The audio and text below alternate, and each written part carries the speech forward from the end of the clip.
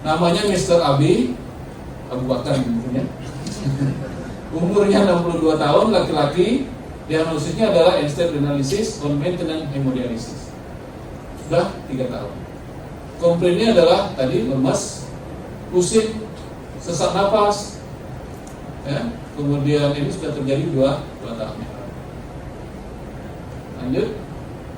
Nah, ini medical history-nya karena hipertensi, ada DM juga 12-15 tahun, hipertensi 20 tahun. Kemudian secondary hyperparathyroidism, tapi tidak ada riwayat pendarahan. Jadi sehingga dia positif, Pak. Ini kelihatannya kemungkinan karena itu. Lanjut. Ini laboratoriumnya HB 7,8, kemudian MCP 89, ferritin 280, TSAT 19, kemudian reticulosit rendah, PPH tinggi 820, CRP 9, FFR kurang dari 10. Jadi kalau kita bandingkan di sini bahwa ternyata dia adalah ferritinnya 280 pada pasien Handi. Jadi di sini di bawah dia sebetulnya masuk ke sini fungsional karena sudah di atas 200 ya. Di atas 200. Jadi dia defisiensi besi fungsional. Kira-kira seperti itu. Lanjut. Diagnosisnya supaya kita cepat langsung saja. Nah, ini dia. Lanjut. Diagnosis tadi. Diagnosis dulu. Nah, ini kalau dari sini dikatakan bahwa diagnosisnya anemia, CKD, normocytic, normokrom. Penyebabnya adalah multifaktorial, eritropoietin rendah, inflamasi, defisiensi dan hiperparathyroidisme.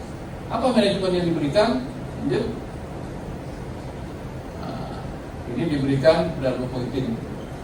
Karena apa? Karena hipopoetin alfa belum ada gitu kan yang untuk PHD gitu. Kemudian besi diberikan sekali seminggu. Kemudian hiperparathyroidisme ini harus diobati, kemudian monitor HB, ferritin dan TSA. Kalau kita lihat di sini bahwa ini kan diberikan bersama ESA dengan besi. Kenapa? Karena dia defisiensi fungsional. Jadi defisiensi fungsional. Kalau dia defisiensi absolut, itu harus kita berikan besinya dulu. Setelah dia naik, baru kita berikan ESA-nya. Lanjut. Nah ini tadi kan ceritanya tadi udah lanjut. Nah, setelah 3 bulan itu HB naik 10,4. Naik kan tadi kan 7,8 kalau tidak salah. Tidak perlu diberikan transfusi. Ferritinnya naik 320, saturasi naik 27%, aktif, kemudian dia lebih nyaman. Lanjut ya, ini tadi. Jadi kalau kita perhatikan itu, memang ternyata cara kita memberikan obat-obat pilihan tadi itu betul-betul harus kita lihat kondisinya. Ya, kalau dia memang tidak akut pendarahannya, kita tunda dulu pemberian besinya.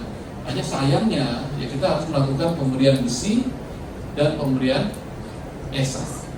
Kenapa saya katakan sayangnya? Kadang-kadang terapi yang kita berikan itu tidak membantu. Yang jadi masalah pasien-pasien kita, terutama pasien BPJS, kita tidak memberikan obatnya, tapi kita tidak boleh meresepkan obatnya.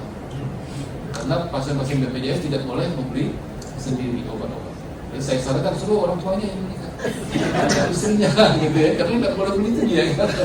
Itu benar. Baik. Nah, jadi apa poin-poin yang harus kita lihat pada kasus ini? Yang paling penting itu adalah kita harus secara reguler memonitor HB dan besi. Kemudian ESA harus diberikan dengan resep individual. Kemudian kita harus melakukan pengobatan inflamasi dan hiperparathyroidisme. Ini lagi-lagi kelemahan kita di sini, ya. Karena sulit sekali kita mau periksa PPH, mau periksa ferritin bahkan itu tidak benar. Lanjut. Ini satu lagi, kalau tadi yang sudah HD, ini yang HD. Ini yang belum HD, ya. Umurnya 67 tahun, wanita, stage 4, karena diabetes, komplainnya adalah hampir sama dengan yang tadi. Ya, sudah 1 bulan, lanjut. Jadi ini CKD stage 4, diabetes, hipertensi, tidak ada riwayat bleeding, transfusi sebelumnya dan terapi air. Terapi besi air. Lanjut. Ini adalah hasil labnya. HB-nya 8,3, saturasinya 18, ferritin 250, kita cocokkan lagi, slide. Balik ke yang ke kanan ya, efisiensi fungsional. Jadi dapat kita berikan, lanjut. Diagnosisnya adalah ini, lanjut. Nah, ini, lanjut. Ya. Manajemennya adalah ini. Manajemen tetap sama seperti tadi. ESA kalau ini diberikan yang short acting 3 kali seminggu, tapi alangkah kasihannya dia belum HD, dia harus datang, harus disuntik 3 kali seminggu. Terapi besinya setiap minggu selama 5 minggu, kemudian kita monitor. Lanjut. Nah, ini lagi balik ke sini, kita tetap pilihan yang merah itu. Silakan. Ini adalah follow up. Lanjut. Follow up-nya setelah 3 bulan HB-nya naik jadi 10,2, kemudian saturasinya naik jadi 26, semua keluhannya juga menurun. ESA-nya kita turunkan, ya. Lanjut.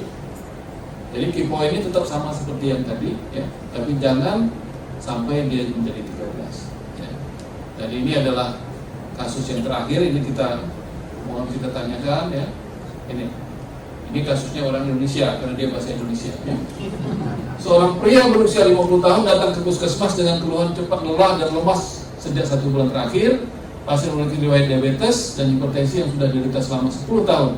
Telah diagnosis dengan penyakit kronis stadium 4 sejak 1 tahun yang lalu. AB-nya ini, ya, AB 8,2, ferritin 120, saturasinya 23, ya, EGFR-nya 24, kreatinin serum 3,1. Kalau kita kembalikan ke sini, jadi kasusnya adalah saturasi transferinnya sebetulnya dia lebih dari 23, jadi tidak kelihatan dia ada anemia defisiensi, ya. Sedangkan ferritinnya 120, dia belum HD ini di sini perginya, ya, kurang dari 100, tapi dia di atas, masih di atas 120. Lanjut. Nah, pertanyaannya ini harus kita jawab bersama. Ya. Lanjut. Jangan. Nah. Jadi apa kira-kira diagnosis hematologis pasien ini?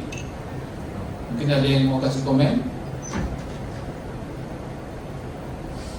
Hematologis saja, anemi nggak pasien ini?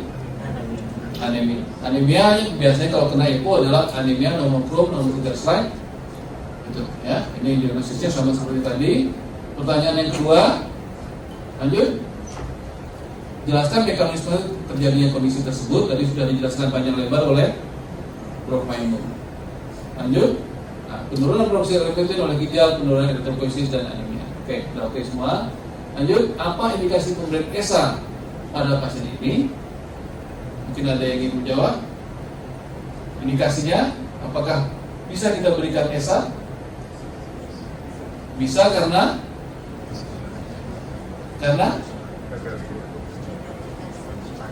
lanjut, HB kurang dari 10, ya, dengan cadangan besi yang memadai, bahwa dia di atas 20% dan ferritin di atas 100.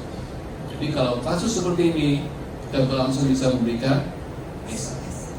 Lanjut. Apa target kadar hemoglobin yang ingin dicapai dengan terapi ESA?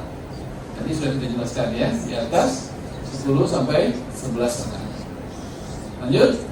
Apa komplikasi yang dapat terjadi jika ESA diberikan secara berlebihan? Lanjut.